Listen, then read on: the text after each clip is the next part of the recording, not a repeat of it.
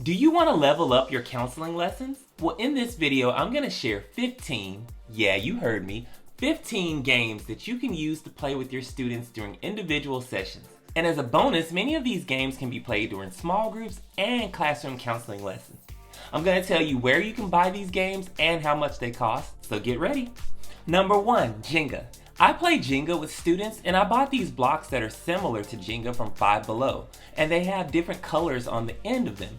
So I created some funny and engaging questions to go along with these colors on the blocks.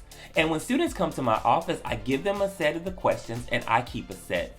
So when they pull a block that matches with each color, they answer the question.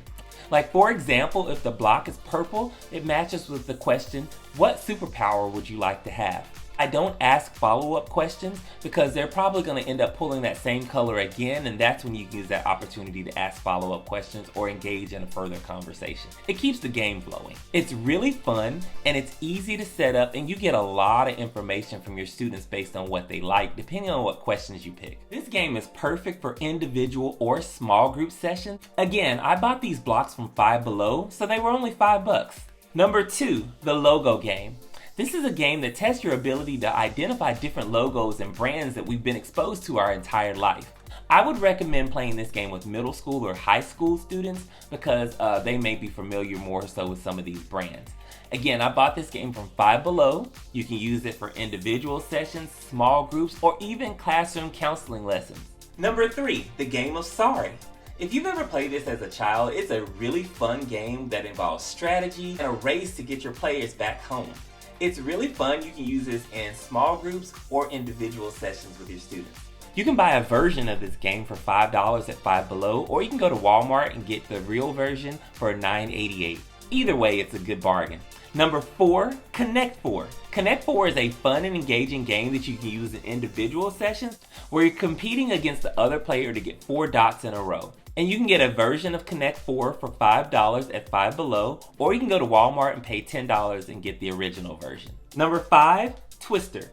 Twister is a hilarious game that you can use for individual or small groups, and it involves strategy, movement, and it's overall so fun to play. I use Twister to teach the zones of regulation to my students. If you want me to make a separate video where I go into detail and teach you how to play Twister with the zones of regulation, drop in the comments and share the word Twister. Again, you can get a budget-friendly version of Twister from Five Below for $5, or you can go to Walmart and get the original one for about $15. Number 6, Feelings Bingo. Feelings Bingo is another game where I teach feeling identification and the zones of regulation. I downloaded my Feelings Bingo cards from Teachers Pay Teachers. I use a free version of this and I've been using it for years and my students love it. I had to actually create the prompts to go along with the feelings, but it's, again, it was free, so what can you expect?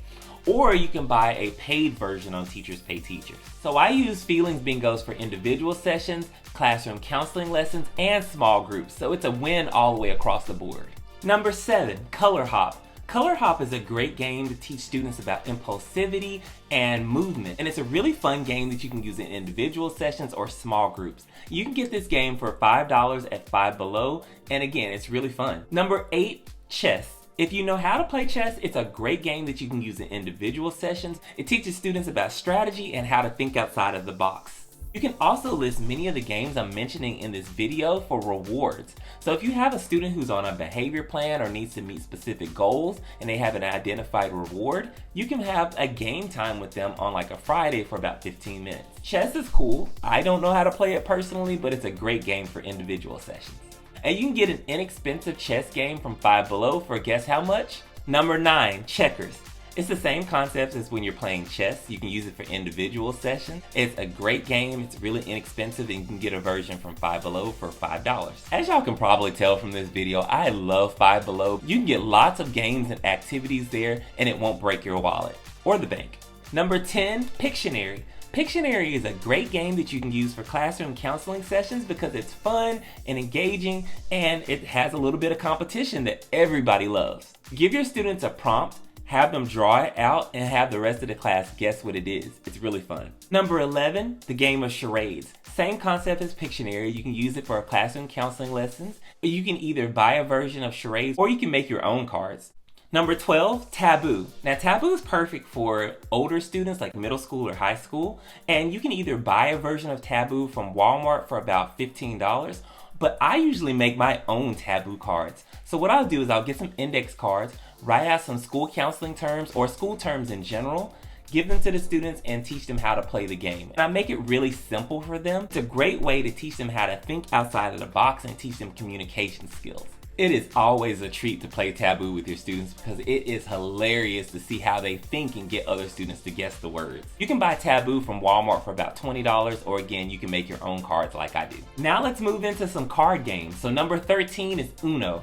I love playing Uno with my students. You can play this in individual sessions or small groups, and I usually use Uno to teach zones of regulation and feeling identification. If you would like to know how I use Uno to teach zones of regulation and feeling identification, drop in the comments and write the word Uno, and I'll share a video of how I do it. And Uno is really inexpensive. You can get some cards from Walmart for about $6.50. And numbers 14 and 15 are both card games that you can get from Walmart for really inexpensive, for about $6 for both games. And that's Old Maid or Go Fish. I used to play these games a lot when I was younger. So if you don't know how to play them, you can simply do a Google search or watch a YouTube video. But they're really fun games that you can play in individual sessions or small groups with your students. So drop in the comments below and share the games that you plan on playing with your students.